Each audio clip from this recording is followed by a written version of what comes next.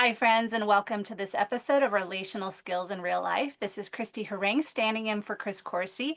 And if you are just tuning in, we've been doing an interview series with our Thrive Today team, our trainers, and some volunteers. And that's why I've been stepping in for Chris is just temporarily to do this series. And today I am thrilled to have Michel Hendricks with us. He and his wife, Claudia, who we have already had on the podcast, are our track two trainers at the Thrive Premier Training, and he is also probably best known for writing The Other Half of Church with Dr. Wilder. So, Michel, welcome. Thanks for being with us. Thank you, Christy. It's fun to be here. So, Michel, I really first want you to share what the work that you do in bringing the life model to churches and groups, and let people know what that is and how they can get in touch with you if they're interested in that.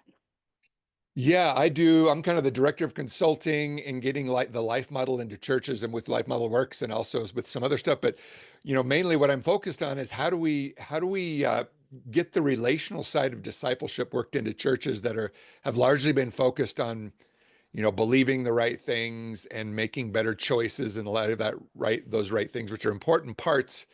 But adding to that the relational skills that allow us to become a people who love like Jesus loves. Mm. And especially when emotions get big or things go wrong or we're especially tired, that's usually when our love falls apart. How do we have a discipleship that also incorporates the healing of trauma and things like that? So I do a lot of training with churches and missions groups. And so that's kind of what I do. Awesome. So great. So if you're listening and you're a pastor, a leader in a church, and you want to learn more and find out how you can bring these principles into your church, we'll put a link in the notes so that you can actually find out more and get in touch with Michel. So um, with that, Michel, I was talking with Claudia about how fun it was. I remember meeting you guys in Track Two, and you are Mhm. now our Track Two trainers. But can you just share a little bit about how you found Thrive Today and relational skills? I love your story. It's very interesting. Yeah, so I was a pastor of discipleship at a big church, trying to do the best I could do. Some things worked pretty well, and other times it seemed to not work at all. For some people, it worked well. Certain kinds of problems, the usual Christian prescriptions would work well, and other kinds of problems they didn't seem to work at all. And Mhm. so after being pastor of discipleship for maybe 3 years or something, I got to a point where I'm like, I have way more questions than answers, and I almost feel like I don't know how to do my job. And by God's grace, in the middle of all that, we met Jim Wilder through the contact of another friend and had lunch with him and sat down and started talking. And I kind of shared some of my frustrations as a pastor of discipleship. And he basically said, Michel, I think it would help you to understand a little bit about how God designed the human brain Mm. to mature us and to transform our character and to help us live, in the relational way that Jesus did, that we see him when we read about his life. And I'd never heard anything about like that before. And so, from that point on, Cloudy and I kind of jumped into the deep end of the pool with them. They opened up the doors of their lives and their family to us. They started just inviting us to everything they were doing. And through that, got an opportunity to write a book with Jim. And as I was kind of starting to write the chapters, it was his wife, Kitty, who said, you and Claudia really need to get through Thrive. And but at that point, I had left my job as a pastor, employed, writing a book full time, basically, and we had no money. And so Kitty Wilder basically moved heaven and earth and called everyone and raised our support for us. Oh, And so that was really our introduction to Thrive. Was it was Jim Wilder's wife, Kitty, saying, this is the next thing you and Claudia need to do, and especially if you're going to write a book as well, this is a training that's essential. So that was our exposure, and that's when we met Chris and Jen and all of the rest of the Thrive family. awesome. So great. And now you're a track two trainers and you are very loved as our track two trainers. So if you're listening and you want to spend a week with Michel and Claudia, start with track one and work your way through. We have wonderful track one trainers too. Yep. And you can go to track two and spend a week with Michel and Claudia. So Amen. We'd love to have you in our track. yeah, it's a fun one. So Michel, you're going to talk to us today about, I know that you discovered all of this, you and Claudia, after you had raised your children for the Yep. most part. And so you're going to be talking to us Yep. about how relational skills have impacted parenting, but parenting after after launching kids and repairing. And so, yeah, Yeah. just walk us through how that's made an impact for you guys. Well, as we met Jim and Kitty, we started doing a training in our basement with them. And as we went to Thrive, Claudia and I would look at each other and ask, why didn't we meet them and learn this 20 years ago when our kids were young and in the house? At the time, that time they were going into college, and then now they've graduated from college. But we've said that to each other, like, because we start to see some of the things we did not do well. We did some things really well, but there's some of the things we just could have done much better. Learning, how God designed us, and so that's another aspect of this is that Claudia and this is kind of this training and Thrive and other things has sent us in to do some repair with our children of some of the areas of parenting we didn't do well. Hmm. Yeah. And you're not alone, because we've come across so many people that have come to the training because they got this and they're like, oh man, Yep. I wish we'd done it differently. Yep. But then they've received the training, their lives have been changed, and then they've been able to go back, like you said, repair and see things change within their own families. We've heard some just fabulous stories. So, what are some of the main things that you guys have done with your kids to repair and to bring some shifts and changes? Yeah. Well, answer that question, I need to start with the question before that is what did you guys not do so well? And one of those, it's a couple different things I'll share, but one of them is that with our children, when they had a problem, when something was happening, Cloudy and I would very, very often too quickly jump to a fix Mm. and ignore the emotional aspect of it. When you get to learn a little bit about how God designed the human brain, when someone is struggling with something, experiencing some emotions, the first thing they need is some validation, some attunement, some compassion. Like, oh man, that's hard. Oh yeah, I can see that made you sad. Or man, I understand you getting angry when your football coach said that to you, or things like that. Instead, we jumped out of kindness to a fix.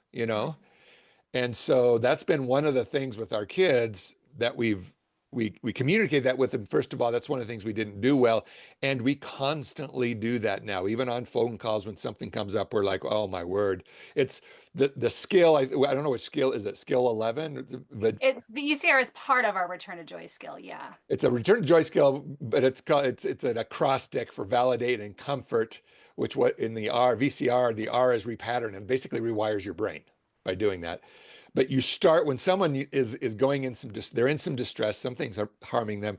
The first thing God designed us to receive when we're stuck in some big emotions is to have someone let us know that they get us and are with us in these emotions. They see us, right? They see us, they hear us, they understand us.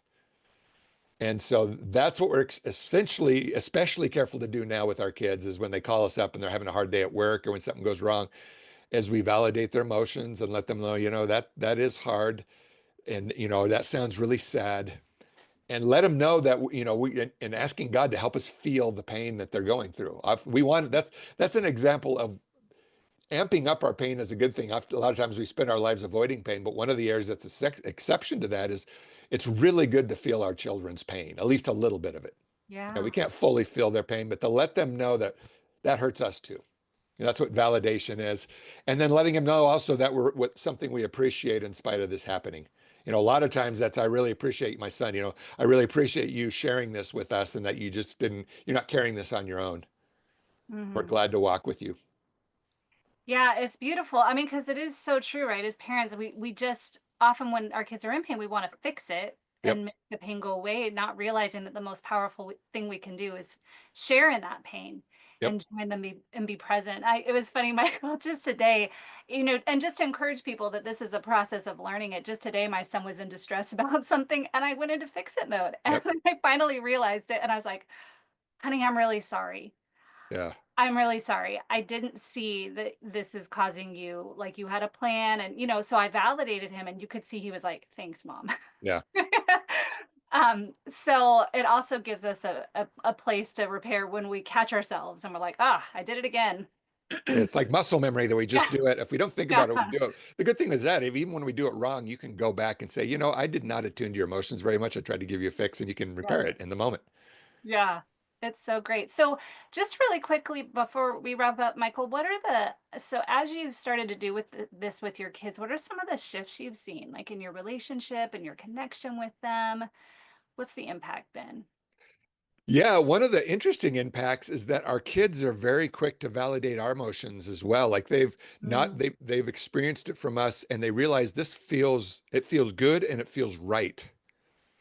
And so I've been going through a couple different things like with my job or something in the neighborhood or in our finances or something, and I'll share it with our kids, and they go, "Oh, that sounds really hard, man." And I'm thinking, "Wow, that was done really well." And I've heard several stories they've shared with me that they've done this to their friends as well. Like our youngest daughter went out. She lives in Chicago, but she came back to Colorado to visit. And she went out with one of her friends who's really going through a hard time, break up with the boyfriend and everything, and she basically just attuned to her emotions really well and found something to appreciate. Thanked her for sharing this with me. And her friend, after they kept talking, goes, Anna, I've shared this with several people, but you're the only one I've shared it with that I actually feel better, almost like you helped me.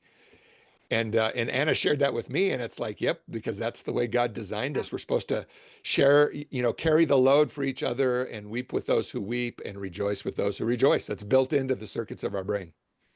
Oh, that's beautiful, Michael. And, I just want to encourage people, especially if you have grown kids, it's never too late to see shifts happen in your family. As we use these relational skills, we've just heard so many stories Mm. of God shifting and doing things in adult children and in grandchildren. So I hope you're inspired by Michael's story. I just want to mention really quickly before we say goodbye to Michael, a couple of resources. We mentioned Life Model. We'll put, Chris did a podcast episode on that in case you're not familiar with Life Model and you want to know more about it. But we'll also put the link to Life Model Consulting if you want to get in touch with Michael about that or learn more about that. We also have a book that Chris wrote, Four Habits of Joy-Filled Parenting. If you want to learn more about how relational skills can impact your parenting, that's a great one to check out. Um, I'm also going to mention if you really want to dive into this concept of validation, comfort, repattern, we have a course called Navigating Emotions, and we go into depth on actually walking you through exercises to develop this. So if you're noticing, oh gosh, I'm missing that, and I'd really like to dive into that, we'll put a link to that course if you want to check Mm. that out. So, Michael, thank you so much for being with us and sharing with us today. Thank you for inviting me, Christy. Yeah, it's been great. So, friends, thanks so much for joining us for this episode of Relational Skills in Real Life, and we look forward to seeing you next time.